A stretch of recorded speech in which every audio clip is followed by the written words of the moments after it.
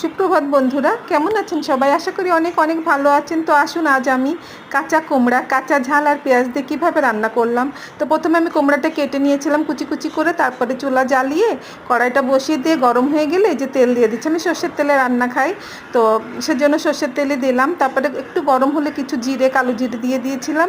তারপরে আমি এই যে পেঁয়াজগুলো দিয়ে দিচ্ছি।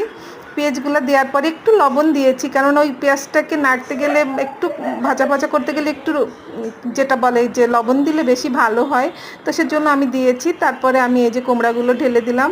তো ঢেলে দেওয়ার পরে অনেক সময় নাড়াচাড়া করতে হয়, একটু ঢেকেও দিয়েছিলাম। তারপরে বাছায় আমি দেখেন দুধও জাল দিচ্ছি, মেয়ে খাবে সকালে দুধ দিয়ে আম দিয়ে ভাত।